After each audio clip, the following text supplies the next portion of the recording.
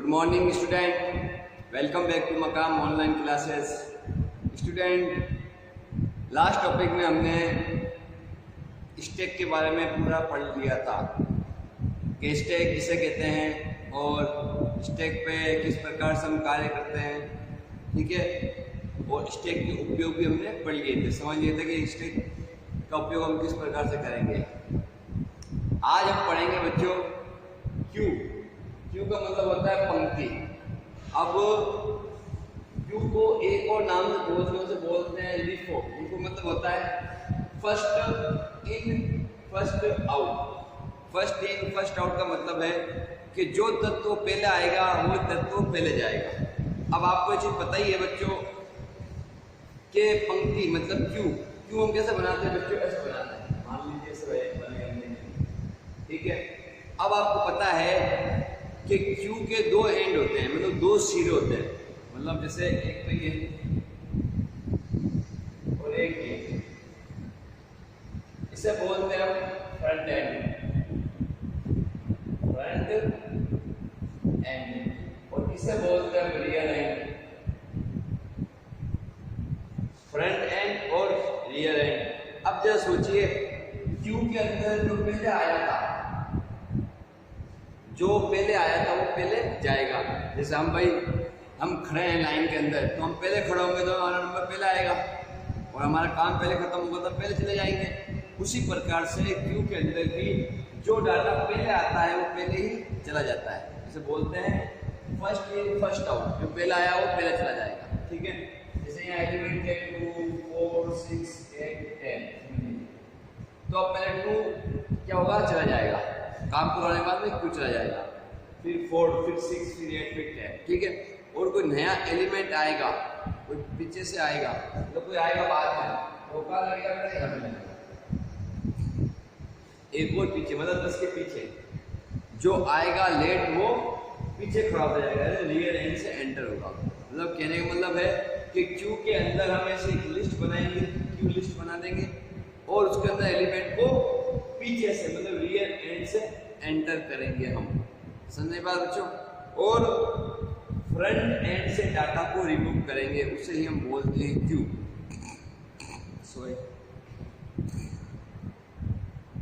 अब मैं इसकी परिभाषा आपके साथ लिख देता हूं जो बहुत आसान है, ठीक है। अब देखिए,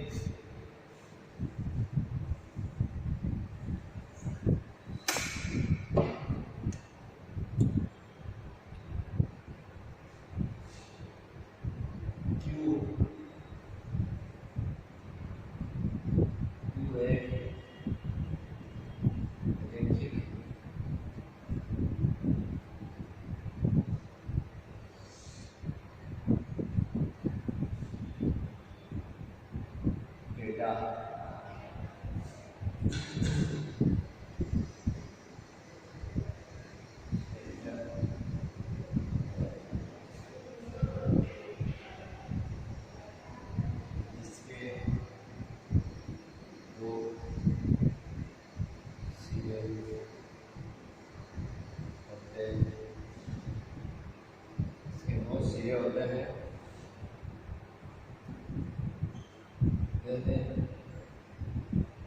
सीरियस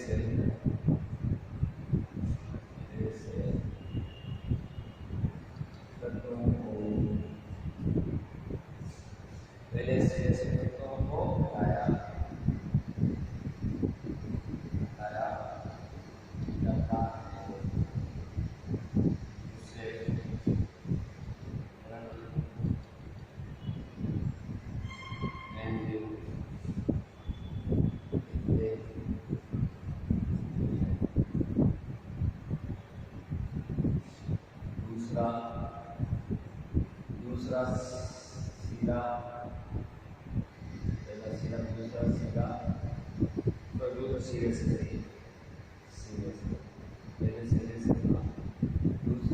से दूसरे सीधे से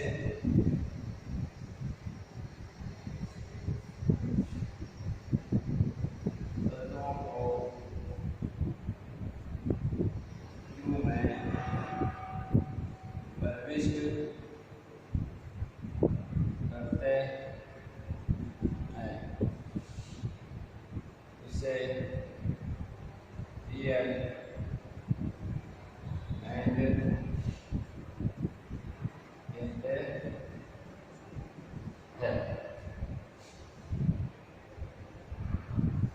अब देखिए बच्चों, हमने इसकी परिभाषा लिखी है कि पंक्ति है क्या। तो फर्स्ट ऑफ ऑल मैंने आपको बताया था क्यू, स्टैक, ये सब किस में आते हैं, रैखिक डाटा स्ट्रक्चर में आते हैं बच्चों, ठीक है। अब मैंने वही परिभाषा लिखी जो उदाहरण मैंने आपको समझाई थी। देखिए क्यू एक रैखिक डेटा स्ट्रक्चर है। रैखिक डेटा स्ट्रक्चर मतलब आप समझ गए होंगे, जिसमें डाटाओं का समूह एक स्थान के ऊपर संग्रहित होता है, ठीक है, जिसके दो सिरे होते हैं। कितने सिरे हैं? क्योंकि दो सिरे हैं बच्चों। पहले सिरे से तत्वों को हटाया जाता है, उसे क्या कहेंगे? Front end. फ्रंट एंड तो आगे वाला मुंह एंड कहते हैं। और दूसरे सिरे से तत्वों को क्यू में प्रविष्ट करते हैं, उसे रियल एंड कहते हैं। जैसे देखिए एक बढ़िया तो लिखा जाता हूँ, उदाहरण के तौर पर देखिए ये हमारे पास क्यू है, ठीक है। अब मैंने इसमें ब्लॉक बंद से बना लिए, चाहो इतने बना लिए, मैंने 2 4 4 6 8 10। इससे मैंने क्या कहा? फ्रंट एंड,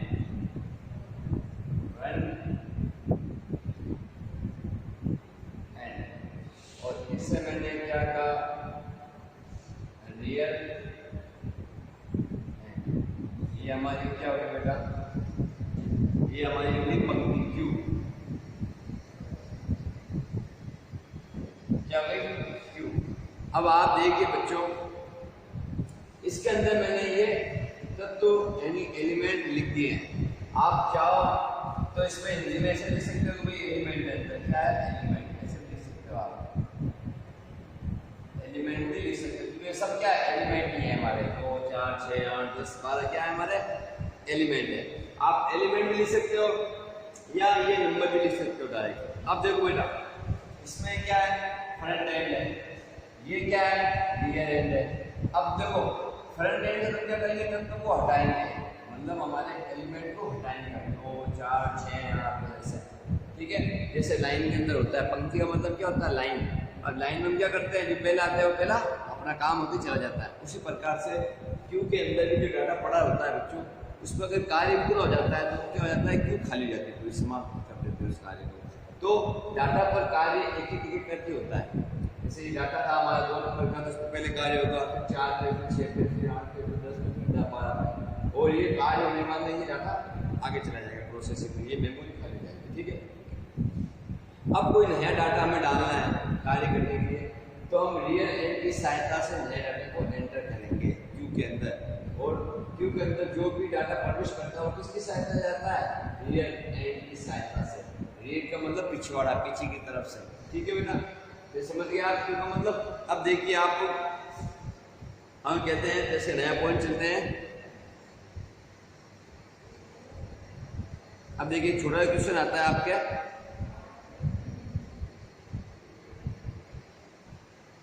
वो है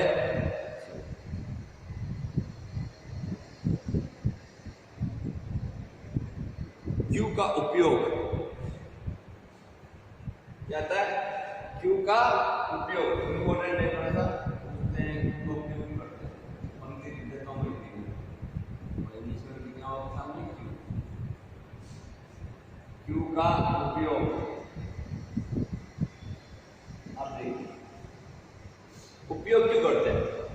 अब आप थोड़ा समझिए बच्चों कि भाई हम क्यू का उपयोग किस लिए लेते हैं। देखो डाटा स्ट्रक्चर में स्टैक का उपयोग लिया, एरे का उपयोग लिया हमने, ठीक है। अब हम पढ़ रहे हैं कि क्यू का उपयोग क्यों लेते हैं। तो याद रखिए बेटा, क्यू के अंदर जैसे समझिए मैंने डाटा डाला 2, 4, 6, 8, 10, 12। अब मेमोरी के अंदर भी क्या होता है बच्चों, खूब सारे प्रोग्राम पड़े रहते हैं। क्या रहते हैं? पड़े रहते हैं। और उन प्रोग्रामों को एक के बाद एक करना होता है हमें। क्या होता है? एक के बाद एक करना होता है हमें। और प्रत्येक प्रोग्राम को कुछ टाइम भी फिक्स करते हैं हम कि भाई ये जो पहला नंबर का प्रोग्राम है, समझ लीजिए दो है, ये दो एलिमेंट है, क्या हमारा मान लीजिए प्रोग्राम है, हमारा क्या है प्रोग्राम, ये भी हमारा क्या है प्रोग्राम है, ये भी हमारा क्या है प्रोग्राम, ठीक है, प्रोग्राम चल रहा है, ये सब प्रोग्राम हमारा है, समझ लीजिए। प्रोग्राम को हमने किसके रूप में रखा है, डाटा के रूप में मान लिया, क्योंकि डाटा मतलब हमारा प्रोग्राम है ये।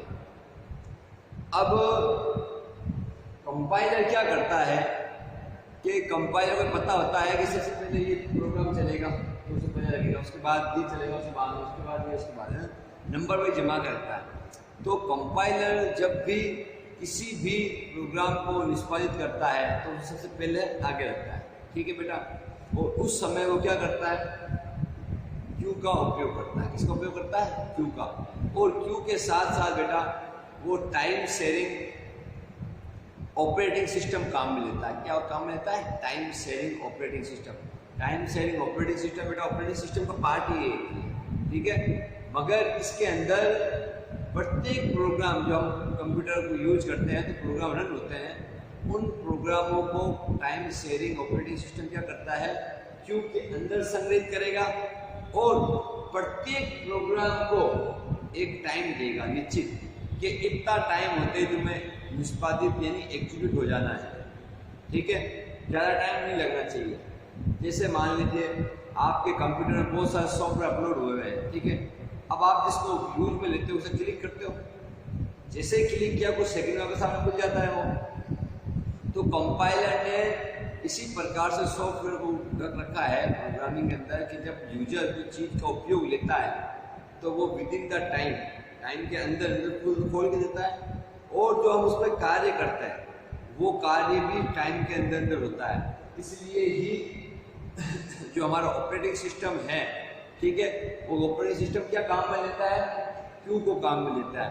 और जब क्यू के अंदर हम डाटा को निष्पादित करते हैं एक के बाद एक निश्चित टाइम के अंदर, तो उसके लिए हम टाइम शेयरिंग ऑपरेटिंग सिस्टम काम में लेते हैं।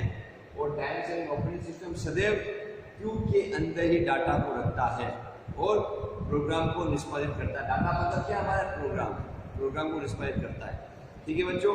तो आप ये समझ जाना कि क्यू का बहुत इंपॉर्टेंट रोल है। प्रोग्राम कंप्यूटर की मेमोरी में क्यू में रख दिए जाते हैं कि पहले ये प्रोग्राम रन होगा, फिर उसके बाद ये होगा, फिर उसके बाद ये होगा, फिर उसके बाद ये होगा। इस प्रकार से हम प्रोग्रामों को रखेंगे तो उसको ही हम क्या बोलेंगे, टाइम शेयरिंग ऑपरेटिंग सिस्टम के अकॉर्डिंग हमारा कार्य हो रहा है। और टाइम शेयरिंग ऑपरेटिंग सिस्टम क्या करता है, क्यू का उपयोग करता है। और आपको पता है ऑपरेटिंग सिस्टम का मतलब क्या पता है ना आपको, जो पूरे कंप्यूटर कार्य को संभालता है, करता है, देखभाल करता है, उसे बोलते हैं ऑपरेटिंग सिस्टम। अब हमारे कंप्यूटर में जो ऑपरेटिंग सिस्टम एक ही डला होता है बच्चों, ठीक है। तो अब जो मल्टीपर्पज ऑपरेटिंग सिस्टम काम में लेते हैं आज के दिवस में हम, तो वो time sharing operating system, batch operating system, ठीक है, और भी 4-5 प्रकार के ऑपरेटिंग सिस्टम होते हैं, वो इस साथ में काम में ले सकता है, ठीक है। अब इसकी डेफिनेशन लिखते हैं, उसका उपयोग क्या होता है।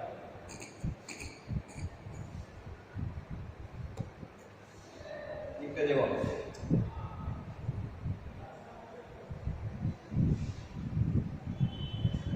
क्यू का उपयोग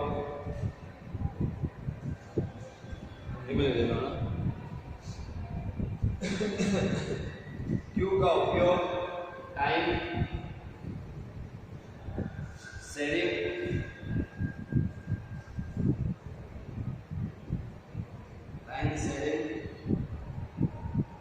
ऑपरेटिंग सिस्टम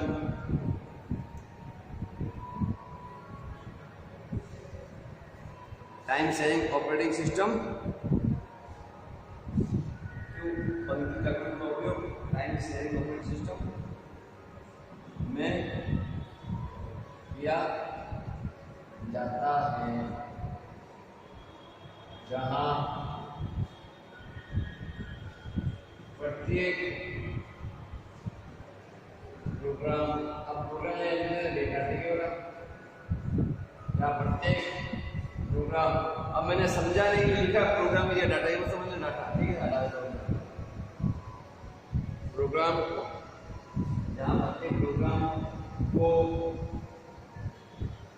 एक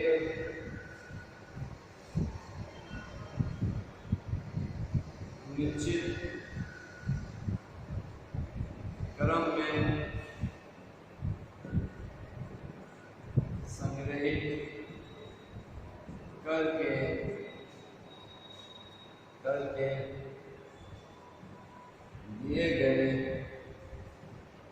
दिए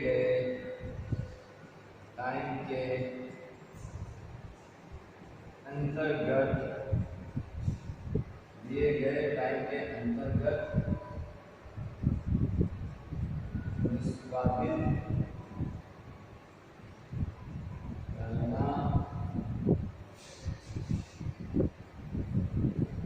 होता है। ठीक है बच्चों, देखिए बच्चों क्या करता है, पंक्ति में हम का उपयोग किस प्रकार लेते हैं, पंक्ति का उपयोग हम टाइम शेयरिंग ऑपरेटिंग सिस्टम लेते हैं, जो मैं आपको समझा चुका हूँ। देखिए वापस अपनी बात समझाता हूँ आपको। पंक्ति का उपयोग टाइम शेयरिंग ऑपरेटिंग सिस्टम में किया जाता है, ठीक है, जहाँ प्रत्येक प्रोग्राम को एक निश्चित क्रम में संग्रहित करके, देखो निश्चित क्रम में संग्रहित करके कर दिया करके दिए गए। अब देखो निश्चित क्रम का मतलब क्या है कि सबसे पहले ये डेटा 2 पढ़ा है, मतलब प्रोग्राम नंबर ये पढ़ा है, फिर इसके बाद ये प्रोग्राम, फिर इसके बाद ये प्रोग्राम, फिर इसके बाद ये प्रोग्राम, फिर ये मतलब निश्चित क्रम में प्रोग्राम को संग्रहित कर देता है और दिए गए टाइम के अंतर्गत निष्पादित करना होता है। और साथ ही साथ में time sharing operating system Q के अंदर टाइम फिक्स करता है कि 5 मिनट में प्रोग्राम निष्पादित हो जाना चाहिए तो 5 मिनट में हो जाना चाहिए, 10 मिनट में निष्पादित हो जाना चाहिए तो 10 मिनट में हो जाना चाहिए। जैसे मान लीजिए आप एग्जाम्पल के तौर पे कि आपने 1 GB की कोई भी वीडियो डाउनलोड, 500 MB का वीडियो डाउनलोड कर लिया, पेन ड्राइव में कर लिया या दोस्त के लैपटॉप से कर लिया आपने पेन ड्राइव में लेके आ गए अपने, ठीक है। अब आप कह रहे हो कि कंप्यूटर के अंदर मैं इसे क्या कर देता हूँ, स्टोर कर देता हूँ, यानी स्टोर कर रख देता हूँ, जब फ्री होऊंगा जब देखूंगा। तो आप वो 500 MB का वीडियो जो अपने कंप्यूटर में अपने लैपटॉप में स्टोर करोगे बच्चों, तो उस 500 MB के लिए फिक्स टाइम होगा कि भाई ये 5 मिनट में स्टोर हो जाएगा आपके कंप्यूटर में, 10 मिनट में हो जाएगा, 15 मिनट में हो जाएगा, 20 मिनट में हो जाएगा, ठीक है।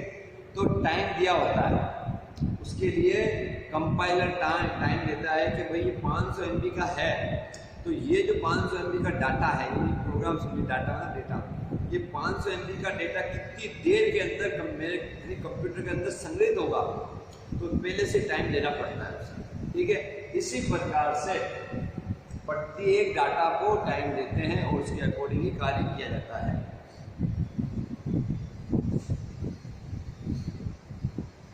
समझ में आ गई बात बच्चों आपको? अब हम करते हैं क्यू पर होने वाले कार्य।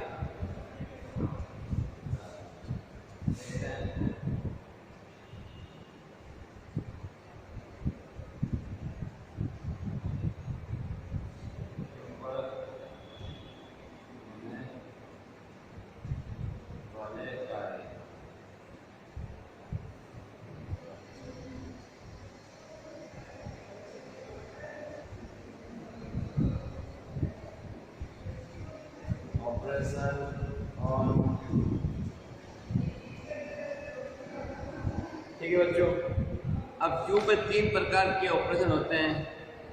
पहला ऑपरेशन है इंसर्ट करना, क्योंकि क्यू पे क्या ऑपरेशन कर सकते हैं बेटा, एक तो इंसर्ट कर दो, दूसरा डिलीट कर दो, और तीसरा क्यू किया तो जांच कर लो, या फिर क्यू को डिस्प्ले कर दो, ठीक है। हम क्या करते हैं, क्यू को डिस्प्ले करा देते हैं या उसे दिखा देते हैं कि इसके अंदर कौन कौन से एलिमेंट पड़े हैं, किस किस प्रकार से रखे हुए हैं, असेंडिंग ऑर्डर में या डिसेंडिंग ऑर्डर में, ये हम बता सकते हैं, ठीक है। इसलिए क्यू पे 3 प्रकार के कार्य करते हैं सामान्य। तो पहला कार्य है तत्व को प्रविष्ट करना, मतलब पहला कार्य इंसर्शन का, तो लिख देते हैं, ये 3 कार्य किए जाते हैं। पंक्ति पर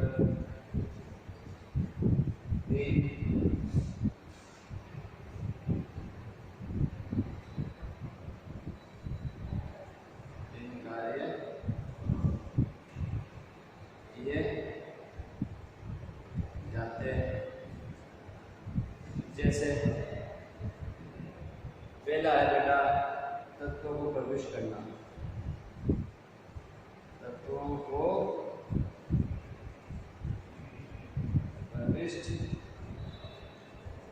करना, जिसे हम हिंदी में बोलेंगे इंसर्शन,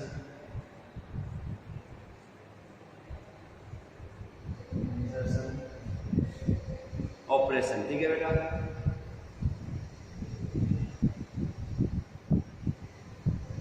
इंसर्शन ऑपरेशन।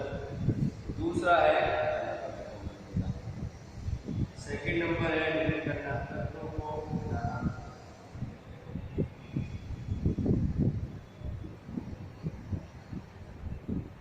हटाना, डिलीशन ऑपरेशन, डिलीशन ऑपरेशन।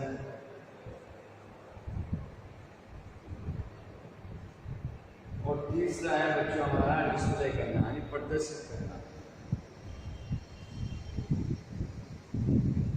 पंक्ति को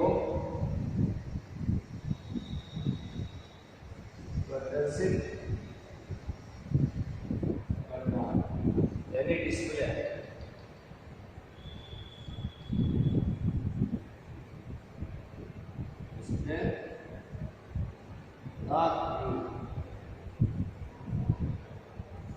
ठीक है बच्चों, 3 प्रकार के कार्य पंक्ति के ऊपर करते हैं हम। पहला वही है डाटा को प्रविष्ट करना, जिसे हम बोलते हैं इंसर्शन। दूसरा है डाटा को डिलीट करना, जिसे हम बोलते हैं डिलीशन। और तीसरा है डाटा पंक्ति को प्रदर्शित करना, मतलब हम कह सकते हैं कि डिस्प्ले कर रहा है हमने, या रिप्रेजेंट कर रहा है, या हम उसे चेक कर रहे हैं, कुछ भी बोल सकते हैं, मगर हम सिर्फ डिस्प्ले का नाम लगाते हैं। डिस्प्ले के अंदर हम क्या करते हैं, देख लेते हैं कि क्या एलिमेंट कौन से तत्व तो उसके अंदर है, कौन से नहीं है, किस प्रकार से कार्य करेगा, किस प्रकार से नहीं करेगा, तत्व असेंडिंग ऑर्डर में है, डिसेंडिंग ऑर्डर में है। इस चीज़ का पता लगाने के लिए हम डिस्प्ले का उपयोग करते हैं, डिस्प्ले। ठीक है बच्चों, अब इसके हम तीनों कार्य को हम लिखते हैं विस्तार से।